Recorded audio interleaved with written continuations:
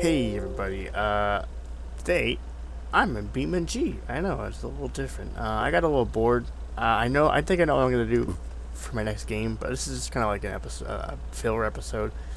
We got here the humble, Ibishu Covet, which is basically just the Honda Civic, really.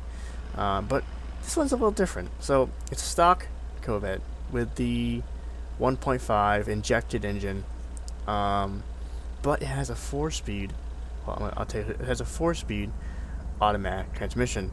Now I know what you're thinking. Why would you put a 4-speed in this? It's going to ruin the car. Well, I want to make a point that you don't need a manual transmission to always track a car. Now, the method I'm using is basically known as power shifting, where I basically I didn't want to do that. Okay, well, I'll just show you. So, the method I'm doing is you shift it 1, 2, and you kind of keep it in those 2 gears to kind of maintain the power band, because you leave it in D, it'll hunt for gears and not know where to go. So, now, I wouldn't recommend doing this on a real-life automatic transmission because it may wear it out faster or possibly damage it, so I would recommend not doing that. But this is BeamNG, and BeamNG is not like real life where... I'm waiting for the day when they update BeamNG to where they actually add like wear and tear to your transmission, like where you could actually just blow your transmission. But unfortunately, I haven't seen that yet, so that's a bit of a shame. But I mean, they did add oil pans, which is cool, I guess. So, but yeah, let's go ahead and I will start this race, and I will show you how I track a automatic stock base Covet. Now, I'm not using my wheel. I'm actually using a controller. I actually have a lot better time with a controller for some reason. Kind of funny how that works, But I will say this: you definitely need a wheel to play this at a Corsa, though. But BeamNG is kind of like you can play it with a keyboard too, but I'm playing with a controller for now. So anyway, let's get started. All right, so I have the camera on this. You want to leave it in neutral. Keep it in first gear.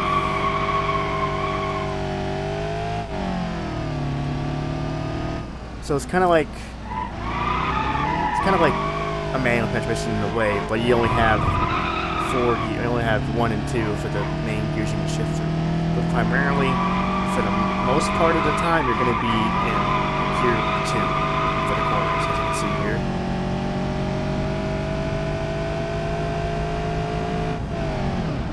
Now here's a problem: when I shift into D, it automatically won't shift into 4th gear, which is bad. I mean, it takes a minute, but it does down just from the 3rd gear. But it's a little bit kind of box that corner a bit. But I use 1st gear to kind of get myself back up again, and yeah.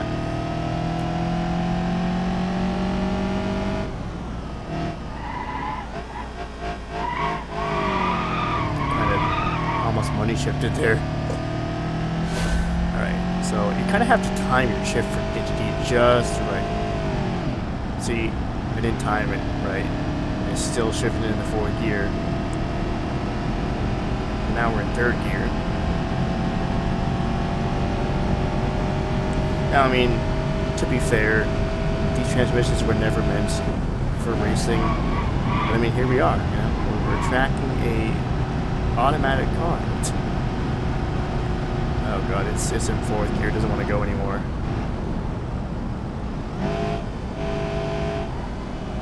This corner up ahead always gets me, dude. Not this time, I guess. I was more prepared for it this time, I guess, so. Once again, see it downshift in the 4th gear, or upshift, sorry.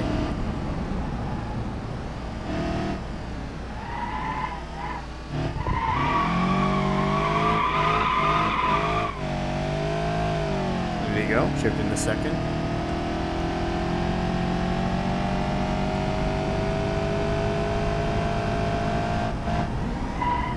Oh god, I kind of botched that a little bit.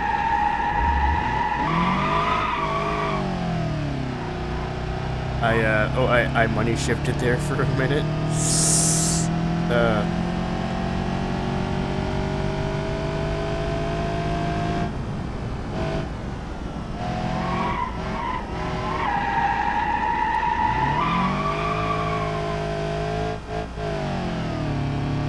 Doesn't seem to affect the torque that much.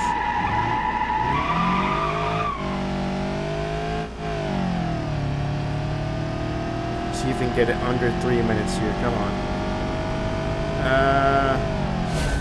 Alright, we got about 3:01. That's not too bad. So, I'm kind of curious now. How will it fare to a manual Covet of the same trim level? Let's find out.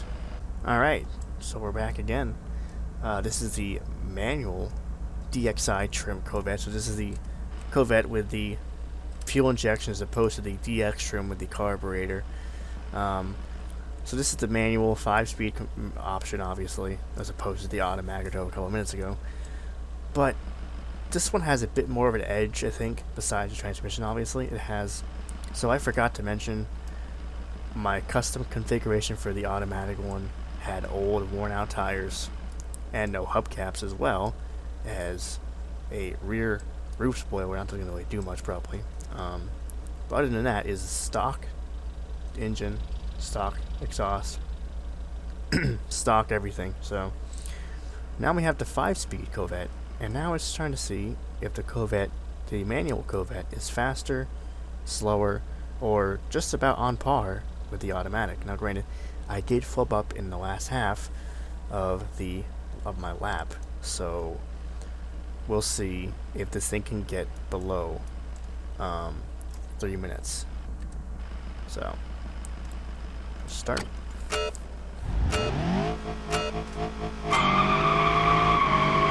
I can already tell the transmission difference is a lot better because it's a more better throttle response than, say, with the automatic, obviously, because half the power isn't going to the torque converter, so it just helps out a lot. I'm able to drive in 3rd gear without having to downshift in the 2nd in the corners. Well, except for that one.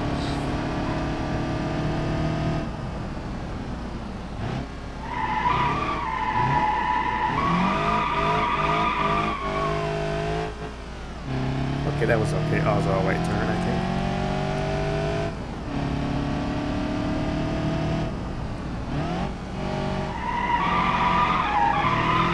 The suspension on this thing is so bad, though. It wants to oversteer so bad in the corners. That's the thing, though, about the stock Covet. It wants to oversteer so bad. Doing pretty good so far. Good clip. I don't know if this is the 5-speed or the 4-speed, though. I think it's the 5-speed. The carbureted model came with a 4-speed. So yeah, see, this is kind of the end of the torque band right now. You kind of can't much power from there, so.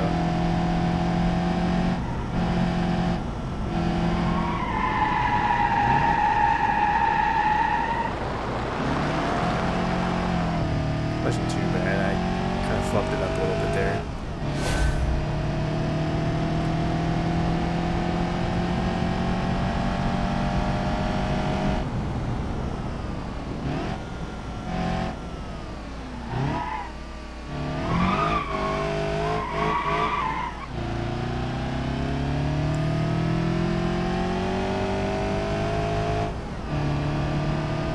So far, so good. 2 minutes 17, so we're already, I think, ahead. Oh god. Oh. I'm getting a little cocky, I think.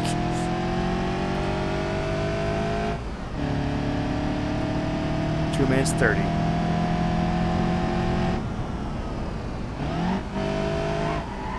I'm not trying to say the manual is better or the automatic is better, but ooh, it's going to be close.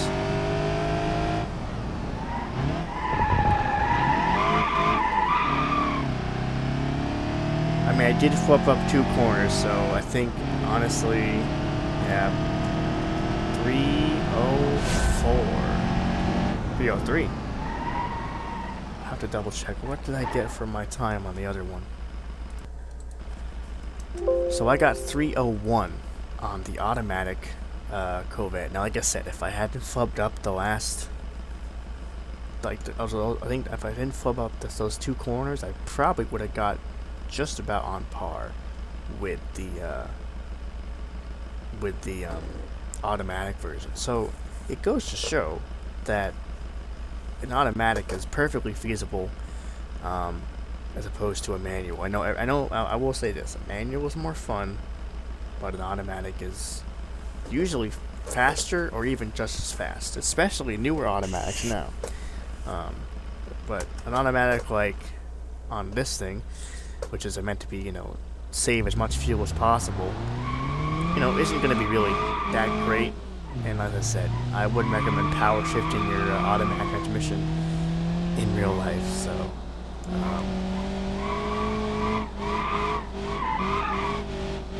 I want to do one more test though. Actually, no, I think that's it for this. So there you go. Now you know. Can you track an automatic car in BeamNG? And I'd say, if you're skilled enough, yeah, you can.